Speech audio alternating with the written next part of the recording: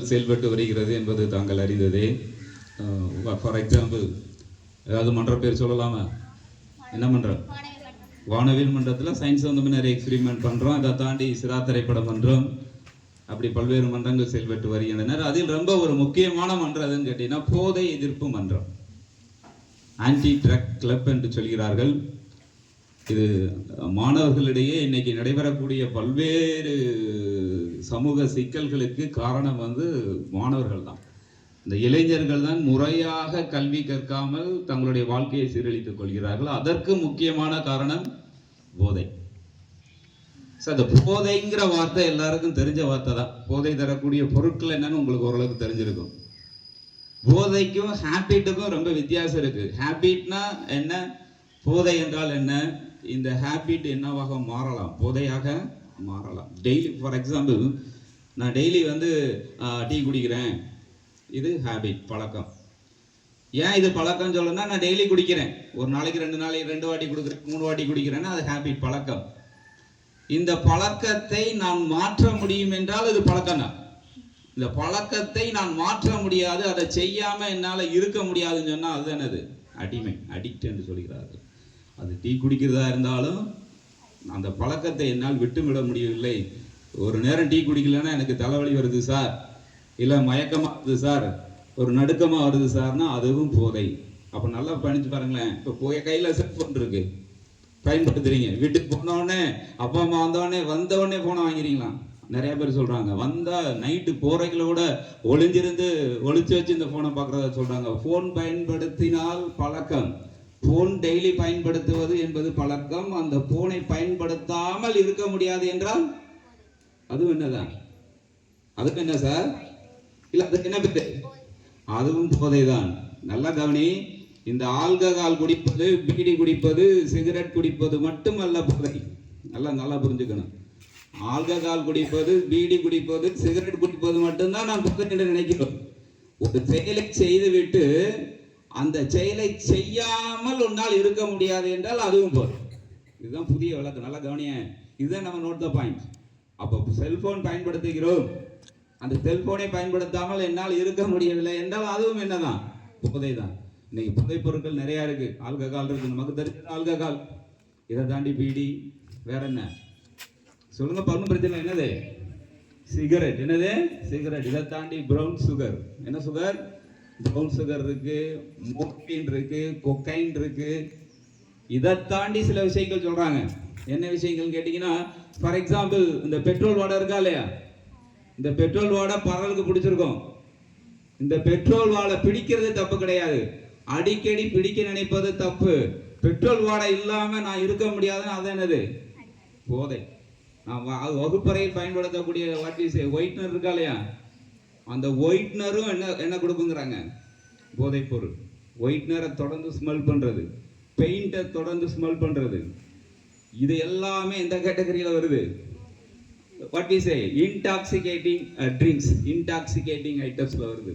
இப்போ ஏன்னா இதை சொல்றோம்னா, இன்னைக்கு கண்டிப்பாக மாணவர்களிடம் இப்போ 2 நாளைக்கு ஒரு லாஸ்ட் வீக் ஒரு முக்கியமான ஒரு ரீல்ஸ், நீங்க முக்கியமான செய்தி பார்த்துருப்பீங்க. ஒரு பீகார் மாநில இளைஞர் எதில் வர்றாரு? ட்ரெயினில் போகிறாரு. அவன் சும்மா தான் உட்காந்துட்டு இருக்கிறான். இளைஞர்கள் எல்லாம் 10, 14 வயசு, 15 வயசு பசங்க. கேள்விப்பட்டீங்களா இல்லையா? உங்களுக்கு தெரியாம இருக்காது, எனக்கு வேணா தெரியாம இருக்கணும், உங்களுக்கு தெரியாம இருக்காது. என்ன நடந்தது தெரியுமா? அவன் அந்த மிரட்டி அவனை என்ன எடுக்கிறாங்க? கத்தியை வச்சு மிரட்டி என்ன பண்றாங்க? ரீல்ஸ் எடுத்தாங்க. கத்தியை வச்சு மிரட்டி ரீல்ஸ் எடுத்து அவனை தனியா கூட்டு போய் கண்டவனைக்கு வெட்டுறாங்க. அதை ரீல்ஸ் எடுத்து எங்க பதிஞ்சிருக்காங்க? சமூக வலைதளங்களில் பதிவிட்டார்கள். அந்த மாணவர்களை கைது செய்த போது காவல்துறை கண்டுபிடித்தது, அவர்கள் அனைவரும் எதை பயன்படுத்துவார்கள்? கஞ்சா. ஸோ கஞ்சா என்பது எதை விட மோசமானது? ஆல்கஹாலை விட மோசமானது. இன்னைக்கு சமூகத்தில் நடக்கக்கூடிய பல்வேறு பிரச்சனைகளுக்கு மிக முக்கியமான காரணம் கஞ்சா. இதை தாண்டி பள்ளி அளவில் இன்னைக்கு பல பள்ளிகளில் மாணவர்கள் பயன்படுத்தக்கூடிய ஒரு முக்கியமான போதைப் பொருள் தலையணை. அதுக்கு ஒரு கோடு வேர்டு வச்சிருக்கிறாங்க. என்ன வார்த்தையா? தலையணை. தலையணைன்னா என்னதியா? அந்த கரெக்டாக சொல்றாங்களே. அப்போ நம்மளுக்கும் தெரியுது. என்ன லீப்பு? கூலிப். கூலிப்பு. இப்போ தலையணைங்கிற அறிவு உனக்கு இருக்குன்னா நான் சொன்ன உடனே தலையணையா சார், வீட்டில் வச்சு படுப்போம் சார் நைட் படுக்கும்போது அப்படின்னு சொல்லியிருந்தா நான் சந்தோஷப்பட்டிருப்பேன். நீ தலையணைன்னு சொன்ன உடனே அடுத்த வார்த்தை என்ன வருது? குளிப் என்று வருகிறது என்றால் அது உனக்கு தெரிகிறது. தெரிந்து கொள்வது தவறில்லை. நல்லா கவனி, ஒரு தவறான விஷயத்தையும் தெரிந்து கொள்வது தவறில்லை. அந்த தவறினை நம்ம என்ன செய்யக்கூடாது? செய்யக்கூடாது. நான் சொன்ன புரிஞ்சா புரியலையா சார்? சிகரெட், ஆல்கஹால் இதை பத்தி நான் பேசுறீங்களா? அதெல்லாம் தப்பே சார். நான் தப்பு என்று நினைக்கிற போதுதான் இந்த மாணவருடைய மனது எதை செய்யக்கூடாது என்று சொல்கிறோமோ அதை செய்து பார்ப்பதுதான் யாருடைய மனநிலை? இன்னைக்கு மாணவருடைய மனநிலை அது யதார்த்த உண்மை, சைக்காலஜிக்கல். செய்யாதடா எனக்கு என்ன ஆசை வரும்? செஞ்சுதான் பார்ப்போமே ஒரு வாட்டி. இன்னைக்கு கூலிப்புங்கிறது இன்னைக்கு தமிழகத்தில் பல பள்ளிகளில் பிரச்சனையா இருக்கு. பல மாணவர்கள் இந்த கூலிப்பை பயன்படுத்துறாங்க. அப்படித்தானே? நம்மள யாரும் இல்லையா? கூலிப்பாரு இருக்கா இல்லையா? தலையணையெல்லாம் வீட்டில் வச்சு தான் படுக்கணும், பையில வச்சு கொண்டு வந்துடக்கூடாது. அதுக்கு இன்னொரு பேர் வச்சுருக்காங்க, கோதுமை. என்ன பேரு? கோதுமை. எத்தனை பேர் வரும்? இவனுக்கு ஒரு பேரு தான். ஆனால் அந்த போதைப் பொருளுக்கு பல பேர். கோதுமை, தலையணை, கூலிப். சார் இதெல்லாம் நான் சிரிக்கிறதுக்காண்டி சொல்லலை, நீ சிந்திக்கணும். உண்மையை ஒரு விஷயத்த சொல்ல போனால் எனக்கு நல்லாவே தெரியுது. நான் படிக்கும் போதெல்லாம் எங்கள் ஊரில் கிராமத்தில் நிறைய மரங்கள் இருந்தது. நாங்களெல்லாம் மரங்களில் அமர்ந்து கீழே அமர்ந்து படித்தோம். நாங்கெல்லாம் மரங்களுக்கு கீழே அமர்ந்து படித்தோம். அன்று படித்தோம், இன்று குடித்தோம். இன்று குடிக்கிறேன். படிப்பதற்கு பயன்பட்ட மரம் இன்றைக்கு குடிப்பதற்கு பயன்படுகிறது. யதார்த்த உண்மை. அதோட ஓப்பன். இப்போ நான் பல ஏரியாவில், இன்னைக்கு இந்த ஏரியாலையும் சொல்கிறேன், பல மரங்களுக்கு அடியில் அமர்ந்து படிக்கிற விட்டு குடிப்பதற்கு தானே அந்த மரத்தை பயன்படுத்துகிறார்கள். கொஞ்சம் யோசிப்பாரு. இந்த குடிங்கிறது நல்லா எங்கேருந்து ஸ்டார்ட் ஆகுதுன்னு கேட்டிங்கன்னா, நல்லா மாணவர்களோட ரொம்ப முக்கியமான விஷயம். நீ இந்த +1 +2 10th மாணவர்கள் நல்லா கவனிக்கணும். உன் கூட ஃப்ரெண்ட்ஸ் இருப்பான், இந்த பியர் குரூப்ஸ் மாதிரி. இந்த குரூப்பில் ஒருத்தன் அந்த விஷயத்துக்கு ஃபஸ்ட்டு உள்ளே போவான். நல்லா கவனி, ஒருத்தன் உள்ளே போவான். அவனுடைய ஃபேமிலி பேக்ரவுண்ட் எப்படி இருக்குன்னு தெரியுமா? பெட்ரோல் கண்ட்ரோல் இருக்க மாட்டான். ஒன்று அப்பா அம்மா இருக்கலாம், இல்லை அம்மா தனியாக இருக்கலாம், அப்பா அம்மா தனியாக இருக்கலாம், தாத்தா வீட்டில் இருக்கிறவனா இருக்கிறான். அந்த கேட்டகரி நிறைய. ஒரு ஸ்டடி என்ன சொல்லுதுன்னா, யார் இந்த பழக்கத்தை பள்ளிக்கூடத்தில் கொண்டு வர்றா அப்படின்னா, ஒரு ஆள் ஃபர்ஸ்ட். நல்லா கவனி, ஒரு ஆள் தான் உள்ள கொண்டு வரான். அவனுக்கு அப்பா அம்மா இல்லைன்னா கண்ட்ரோல் ஆக மாட்டான். அவன் யாருக்கு தொடர்பு வச்சிருப்பான். அந்த கிராமத்தில் இந்த சுடுகாட்டு காக்கா மாதிரி மண்டையை வெட்டிட்டு, குப்பல்ற மாதிரி பேண்ட் போட்டுட்டு, என்ன நான் சொல்றது, அப்படித்தானே போடுறாங்க. இல்லை அந்த பேண்ட்டு நல்லா இருக்குன்னு நினைக்கிறீங்களா? உண்மையில எனக்கு தெரிஞ்சது ரொம்ப அசிங்கமாக இருக்குது. தனியாக போனீங்கன்னா நாய் வரட்டும். இல்லை விளையாட்டுக்கு சொல்லலை, சீரியஸாக தான் போய் சொல்கிறேன். அந்த மாதிரி பேண்ட்டை போட்டுட்டு முடி வெட்டிட்டு போனால் நாய் விரட்டுது. ஆனால் வீட்டில் உள்ளதை அவனை விரட்டுறது இல்லை. ஏன்னா விரட்டுறதுக்கு ஆள் இல்லை. ஏன்னா அவங்க வீட்டில் இவன் தான் ராஜா, இவன் தான் ஆர்டர் போடுவான். நான் இப்படித்தான், வேணும்னா நீங்கள் வீட்டை விட்டு போங்க, என்னைய வீட்டை விட்டு போக சொல்லாதீங்கம்மா. அப்போ பெற்றோருக்கு கட்டுப்படாத அந்த பிள்ளை, பெற்றோர் கண்டிப்பில் இல்லாத பிள்ளை தான் ஃபர்ஸ்ட். அந்த அவன் சேரக்கூடிய சர்க்கிள் வேற மாதிரி இருக்கும், வேற மாதிரி ஆளுங்க. அவன் 10 12 படித்து முடிச்சுட்டு ஃபெயில் ஆகிட்டு எங்கேயாவது பெயிண்ட் அடிச்சுட்டு இருப்பான். நான் கேட்பேன், எங்கள் ஊரில் கேட்டேன், என்னப்பா நம்ம ஊரில் நான் படிக்கும் போலாம் சூப்பராக படிச்சு எல்லாம் அரசு ஊழியர் ஆகிட்டு இருந்தேன், இப்போ என்ன வேலை பார்க்குறாங்க அப்படின்னு கேட்டேன். ஊருக்கு போயிருந்தப்ப கேட்டேன், என்ன நல்லா வேலை பார்க்குறாங்களா? சூப்பராக வேலை பார்க்குறாங்களா? நம்ம படிக்கும்போது அரசு ஊழியர் ஆகிறோம், இப்போ பெயிண்ட் அடிக்கிறாங்க. 10 12 படித்து முடிச்சுட்டு என்ன வேலை பார்க்குறாங்கன்னு கேட்டால் வேலை பார்க்குறாங்க. வேலை பார்க்காமலாம் இல்லை, வேலை பார்க்கக்கூடிய வேலை. என்ன வேலை? பெயிண்ட் அடிக்கிறது. பெயிண்ட் அடிக்க குடிக்க.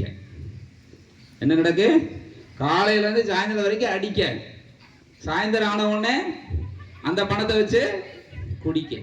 அடி குடி, அடி குடி. This is going on. சிரிக்கிறதுக்காண்டி சொல்லலப்ப, உண்மையிலே சொல்கிறேன். பல மாணவர்கள் டிப்ளமா படிச்சுட்டு பெயிண்ட் அடிக்கிற வேலைக்கு போகிறான். அவன் படித்தது ஒன்று, ஒழுங்காக படித்தா தானே வேலை கிடைக்கும் கேம்பஸ் இன்டர்வியூவில். இல்லை நான் சொல்கிறது சிரிக்கிறதுக்காண்டி சொல்லவில்லை, நீங்கள் சிந்திக்க வேண்டும். யார் இந்த மாதிரி போகிறாங்கன்னா, பெட்ரோல் கட்டுப்பாட்டில் இல்லாத மாணவர்கள். என்ன சொல்கிறது? நான் சொல்கிறது புரியுதா புரியலையா? பெற்றோர்களுடைய கட்டுப்பாட்டுக்கு இல்லாத மாணவர்கள் ஆசிரியருக்கும் கட்டுப்பட மாட்டான். என்ன நான் சொல்கிறது? ஸோ கூலிப்ஸில் ஆரம்பித்து எங்கே போய் முடியுது? கூலிப்ஸ் தாண்டி கூலிப்ஸ் என்னவா மாறுது?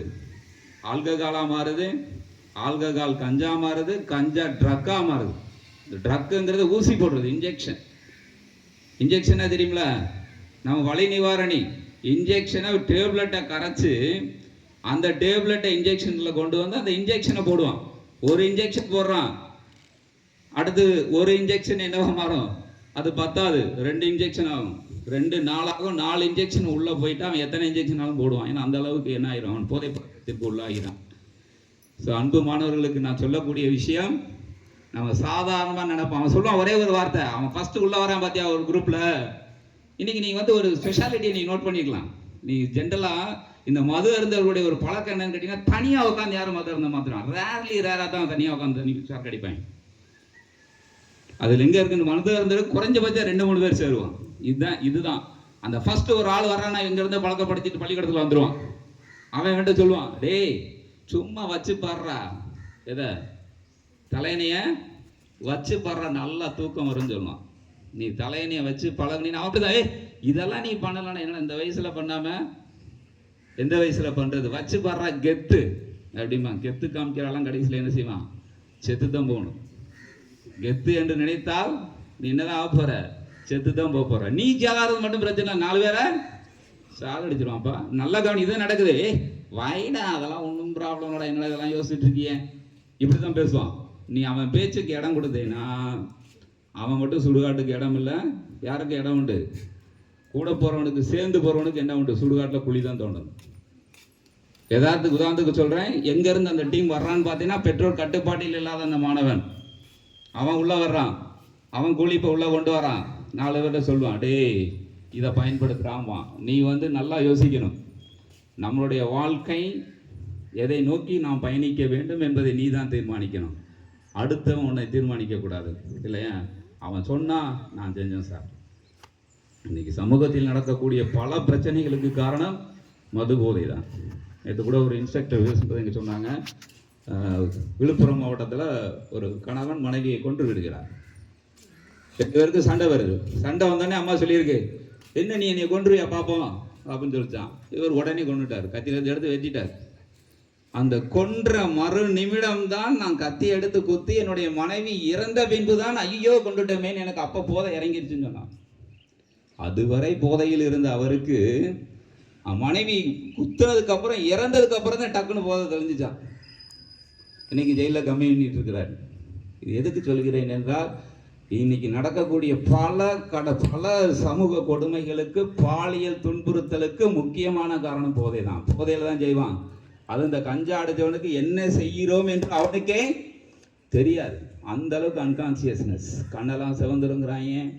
அவனால் என்ன பண்ணுறோன்னு அவனுக்கே தெரியாது. ஆரம்பத்தில் இந்த பழக்கம் என்பது இருக்கிறது. இந்த பழக்கம் தான் என்னவாக மாறும். போதைக்கு நாம் தொடர்ந்து உள்ளாகிற போது அதை பயன்படுத்தாமல் நம்மால் இருக்க முடியாது. நம் பள்ளியிலும் அந்த மாதிரி மாணவர்கள் யாரேனும் இருப்பேன் தகவல் சொல்லலாம், என்கிட்ட சொல்லலாம். இல்லை சார் இந்த போதைப் பொருள் பக்கத்தில் விற்கிறாங்க சார் அப்படின்னா அதுக்கு தனியாக வந்து நீ எங்கிட்ட சொல்லலாம், இல்லை பெற்றோர்கிட்ட சொல்லலாம். இல்லைன்னா அதற்கென்று ப்ளே ஸ்டோரில் ஒரு அப்ளிகேஷனே இருக்குது, ட்ரக் ஃப்ரீ தமிழ்நாடுன்னு ஒரு அப்ளிகேஷன் இருக்குது. அதை இன்ஸ்டால் பண்ணிவிட்டு அதில் லாட்ஜியா கம்ப்ளைண்ட் இருக்கும். அதில் கொடுத்தீங்கன்னா உங்களை டீட்டெயில்ஸ்லாம் அங்கே போகாது கவர்மெண்ட்டுக்கு, டிபார்ட்மெண்ட்டுக்கு. எந்த இடத்துல உங்கள் லொக்கேஷனை ஷேர் பண்ணிங்கன்னா, அந்த இடத்துல விற்கிறாங்களோ அந்த இடத்துல இருந்துக்கிட்டு உங்கள் லொக்கேஷனை ஷேர் பண்ணிங்கன்னா கம்ப்ளைண்ட் அங்கே ரிஜிஸ்டர் ஆகிடும். இந்த மாதிரி பண்ணுறாங்க சார், போதைப் பொருள் கொடுக்குறாங்க சார், மாணவர்களுக்கு அதை கொடுக்குறாங்க சார், கூலி இப்போ கொடுக்குறாங்க சார், அப்படி தானே. இந்த மாதிரி தகவல்கள் எங்கிட்ட சொல்லலாம். எங்ககிட்ட சொன்னீங்கன்னா அதை யார்கிட்ட கொண்டு போவோம், சம்மந்தப்பட்ட மாவட்ட குழுக்களுக்கு சொல்லுவோம். அது அங்கே ஸ்டேட்டுக்கு போகும். அந்த யார் எந்த கடையில் அது செல்லிங் நடக்கும் அதை ஸ்டாப் பண்ணலாம். ஸோ எதற்கு நான் சொல்கிறேன் என்றால், இந்த போதை என்பது கல்வியை பாதிக்கும், உன்னுடைய எதிர்காலத்தை பாதிக்கும். எனக்கு தெரிஞ்சு பலர் போதையினால் வாழ்க்கையை இழந்திருக்கிறார்கள்.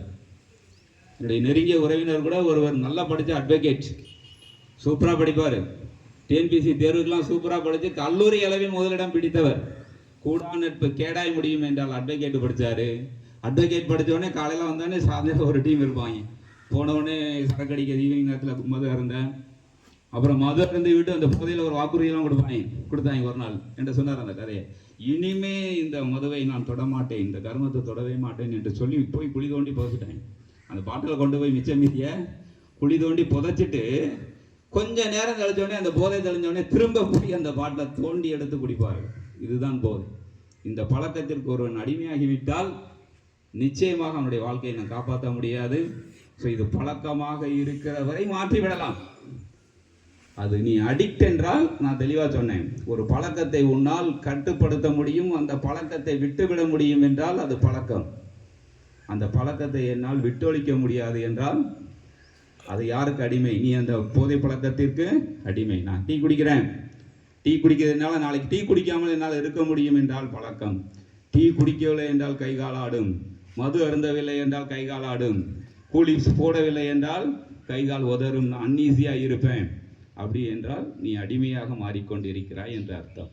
ஸோ நீ அடிமையாக மாறுவதோடு மட்டுமில்லாமல் பல மாணவர்களின் வாழ்க்கையை நம்ம சீரழிச்சிருவீங்க. அதே நேரத்தில் தெரியாத மாணவர்களுடன் ஃபேஸ்புக்லேயோ இன்ஸ்டாகிராம்லேயோ நீங்கள் எந்த வித தொடர்பும் வைத்துக் கொள்ளக்கூடாது. நல்லா கவனிங்க. அதுதான் இன்னைக்கு சோசியல் மீடியா தான் இவ்வளோ பிரச்சனைக்கும் காரணம். பெற்றோர்களுடைய கண்டிப்பு இல்லாதது, பெற்றோர்களை நீ கண்டிப்பது, பெற்றோர்கள் உன்னுடைய கட்டுப்பாட்டில் இருப்பது, உனக்கு ஈஸியாக கிடைக்கக்கூடிய சமூக வலைதளங்களான இன்ஸ்டாகிராம், ஃபேஸ்புக், இதை தாண்டி வேறு என்ன இருக்கு சொல்லுங்கப்பா? உங்களுக்கு நிறையா தெரியும். என்ன இருக்கு இதை தாண்டி? இன்னொரு சோசியல் மீடியா யாராச்சும் சொன்னால் நான் பாராட்டி பரிசு கொடுப்பேன். இன்ஸ்டாகிராம், ஃபேஸ்புக், வேற சொல்லுங்க. தெரியாத மாதிரி நடிக்கிறீங்களா? இவர்கிட்ட எதுக்கு சொல்லிக்கிட்டு? வேற என்ன? வேற சமூக வலைதளம் அதினேஷ் தெரியாதா? புரியல. ஸ்னாப்சாட், என்ன சாட்டு? ஷேர் சாட்டுன்னு ஒன்று இருக்கா இல்லையா? ட்விட்டர்னு இருக்கா இல்லையா? இன்னைக்கு நேற்று ஒரு ரிப்போர்ட்டு சொன்னாங்க, லேடி இன்ஸ்பெக்டர் சொன்ன வார்த்தை, எப்படிப்பா அந்த பையனை உனக்கு தெரியும்னு அந்த பிள்ளைகிட்ட கேட்டால் அவங்க சொல்லக்கூடிய ஒரே ஒரு வார்த்தை, ஃபேஸ்புக்கில் இருந்தான் சார் கம்யூனிகேஷன். எதில் இருந்து தகவல்? ஃபேஸ்புக். அதே மாதிரி அன்பு ஆசிரியர்களுக்கு அவர் சொன்ன ஒரே ஒரு அந்த இன்ஸ்பெக்டர் சொன்னது என்ன விஷயம் சொன்னாங்கன்னா, ஆசிரியர்களாகிய நீங்கள் ஒரு மாணவனோ மாணவியோ வெளியில் போகக்கூடிய ஒரு மாணவனோடு பழகுகிறார், பேசுகிறார் என்றால் அது குறித்து நீங்கள் பெற்றோருக்கு தகவல் தெரிவிக்க வேண்டும். எனக்கு தெரியாதுன்னு சொல்லிட்டு நம்ம ஒதுக்க முடியாதுங்கிறாங்க. ஒரு மாணவன் பள்ளிக்கு வெளியிலே நடக்குது இந்த சம்பவங்கள். நாளைக்கு ஒரு பிரச்சனை என்று வருகிற போது சம்பந்தப்பட்ட வகுப்பாசிரியர், ஆசிரியர்கள், தலைமையற்ற எல்லாம் சேர்த்து வச்சு தான் விசாரிப்போம். நீங்க உங்களுக்கு தெரியாதுன்னு சொல்ல முடியாது. அந்த தப்புக்கு நம்ம சம்பந்தப்பட்ட பெற்றோருக்கு அதை தகவல் தெரிவிக்க வேண்டும் என்பதுதான் அவருடைய கோரிக்கை. நம்ம ஒரு ஸ்டேட்மெண்ட் கொடுத்து அதை ரெக்கார்டை எழுதி வாங்கிட்டோம்னா நாளைக்கு நமக்கு எந்த பிரச்சனையும் வராது. மாணவருடைய எதிர்காலம் ரொம்ப முக்கியம். அப்போ நான் பேசின விஷயங்கள்லாம் சிரிப்பதற்காக சொல்லவில்லை, சிந்திப்பதற்காக சொல்லி இருக்கிறேன்.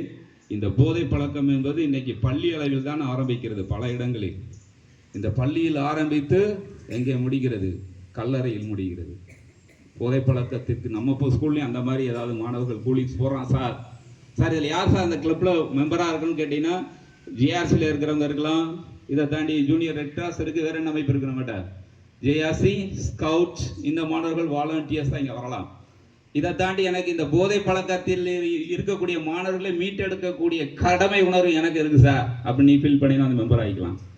மாவட்ட அளவில் போட்டிகள் நடத்தப்படும். நீங்கள் இது சம்மந்தமாக அவேர்னஸ் நடத்தலாம், ப்ரோக்ராம் நடத்தலாம், குயிஸ் நடத்தலாம், எப்படி இந்த போதை பழக்கத்தை தடுக்கலாம்.